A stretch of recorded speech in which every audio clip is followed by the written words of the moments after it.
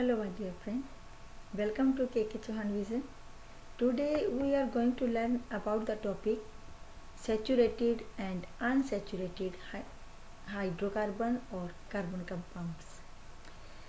Saturated carbon compounds कौन से होते हैं और अनसैचुरेटेड कार्बन कंपाउंड्स क्या होते हैं, इस टॉपिक में हम पढ़ेंगे। आइए, हमने इससे पहले पढ़ा हुआ है मीथेन कैसे बनता है, ठीक है। जब मैंने versatile nature of carbon compounds की बात की थी तो उसमें मैंने मीथेन की फॉर्मेशन बताई थी। तो मीथेन की स्ट्रक्चर में हमने देखा था कि एक कार्बन का एटम है और उसके साथ 4 हाइड्रोजन के एटम जुड़े होते हैं, ठीक है। तो इनके बीच में कोवलेंट बॉन्ड बनता है और इलेक्ट्रॉन की शेयरिंग होती है। तो दूसरा अगर कंपाउंड की बात करें, कार्बन कंपाउंड की या हाइड्रोकार्बन की बात करूँ तो वो है इथेन।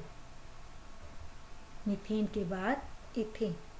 तो इथेन में कार्बन और हाइड्रोजन है और इसका फॉर्मूला जो है C2H6 है। तो मीथेन की स्ट्रक्चर तो हमें पता है, सिंपल कार्बन लगाया और उसके साथ 4 हाइड्रोजन लगा दिए। इसकी स्ट्रक्चर बनानी है तो कैसे आप बनाएंगे स्ट्रक्चर? तो स्ट्रक्चर बनाने के लिए सबसे आसान जो तरीका है वो है, हम इसमें देखें कि कितने कार्बन के एटम हैं। तो इसमें कितने कार्बन के एटम? 2 हैं। तो फर्स्ट स्टेप जो रहता है वो है कार्बन के एटम्स को एक दूसरे के साथ लिंक करना। फर्स्ट स्टेप क्या आएगा? To link the carbon atoms together with a single bond. हमने सिंगल बॉन्ड लगा के इसको जोड़ देना है। 2 ही कार्बन एटम थे, दोनों को हमने जोड़ देना है। सिंगल बॉन्ड का मतलब एक इलेक्ट्रॉन की शेयरिंग दिखा रहे हैं हम लोग। और उसके बाद हम जो हाइड्रोजन एटम, ठीक है, उनके साथ कार्बन के साथ जो सिंगल बॉन्ड के साथ जोड़ने की कोशिश करेंगे। तो यहाँ पर 6 है तो हम यहाँ पर इसको जोड़ेंगे और वैलेंसी को सेटिस्फाई करेंगे कि वैलेंसी जो है कार्बन की 4 हो जाती है या नहीं होती है। कैसे, आइए दिखाती हूँ। फर्स्ट स्टेप था कि कार्बन को जोड़ा सिंगल बॉन्ड के साथ। अब हमारे पास हाइड्रोजन के 6 है, ठीक है। तो कैसे जोड़ना है? हमने कार्बन की यहाँ पर 3 इलेक्ट्रॉन अभी शेयरिंग में पड़े, ठीक है। तो 3 इधर हाइड्रोजन जोड़ देंगे और 3 इस तरफ जोड़ देंगे। तो यहाँ पर सब जगह एक इलेक्ट्रॉन की शेयरिंग करने से, ठीक है, तो इथेन बनता है। और कार्बन का भी जो है 4 इलेक्ट्रॉन, 1 2 3 4 सेटिस्फाइड होगी ना वैलेंसी इसकी, ऐसी इसकी।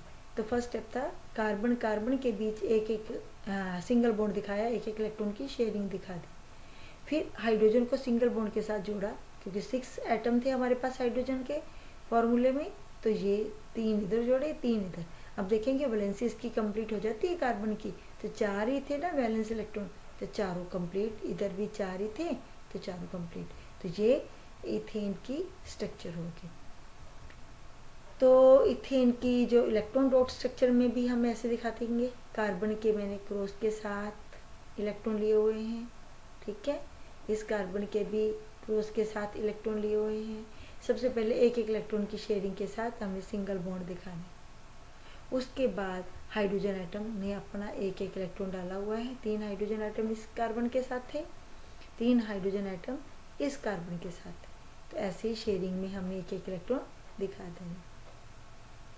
क्या आप प्रोपेन की स्ट्रक्चर ट्राई कर सकते हो?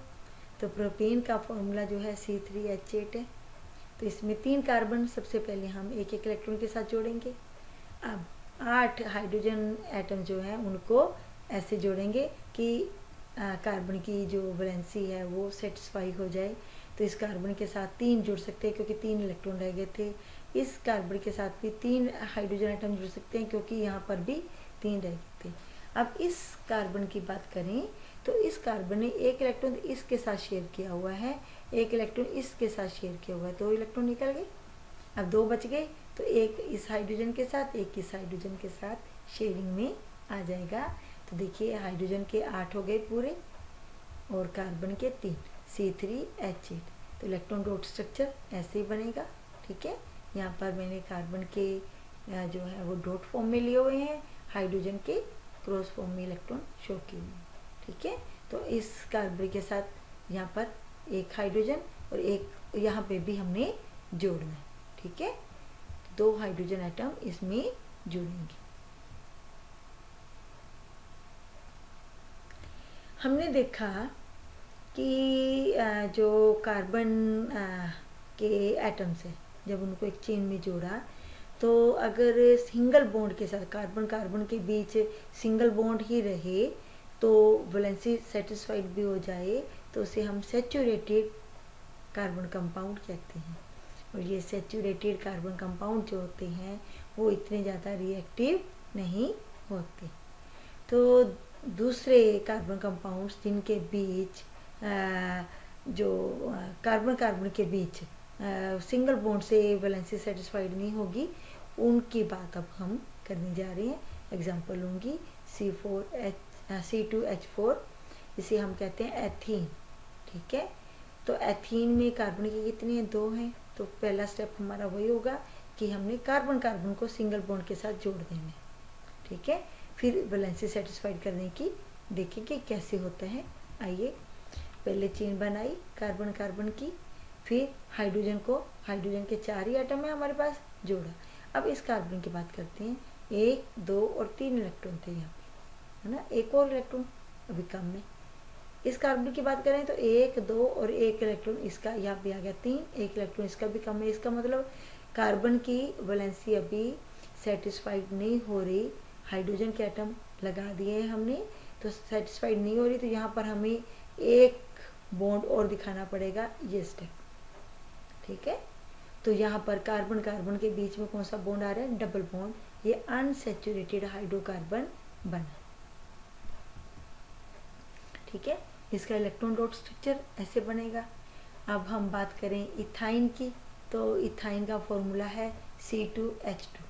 तो इसका वही तरीका अप्लाई करेंगे। फर्स्ट स्टेप हमने कार्बन कार्बन को जोड़ना है, सिंगल बॉन्ड के साथ ही जोड़ेंगे। सेकंड स्टेप जितने हाइड्रोजन के एटम हैं उनको जोड़ दिए सिंगल बॉन्ड के साथ, ठीक है। अब हम देखेंगे कि इस कार्बन की तो 2 इलेक्ट्रॉन अभी रिमेनिंग पड़े हैं, सेटिस्फाइड नहीं हुए। तो इस कार्बन की बात करेंगे तो इसके भी 2 इलेक्ट्रॉन अभी पड़े हैं।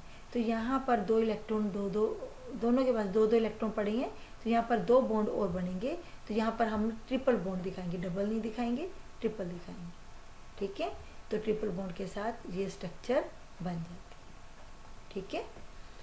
आइए आगे चलते हैं। हमने देखा कि अगर डबल बॉन्ड कार्बन कार्बन के बीच बनता है या ट्रिपल बॉन्ड बनता है, ठीक है, डबल बॉन्ड बने या ट्रिपल बॉन्ड बने तो जो है कार्बन कंपाउंड उसे हम कहते हैं अनसैचुरेटेड कार्बन कंपाउंड।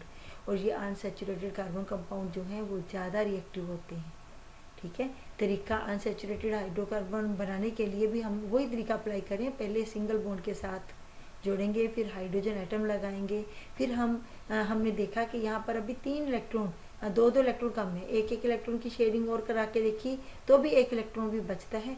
तो फिर हमने 2 इलेक्ट्रॉन की शेयरिंग करवा के देखी। अब सेटिस्फाइड हो जाती है वैलेंसी 1, 2, 3 और 1, 4।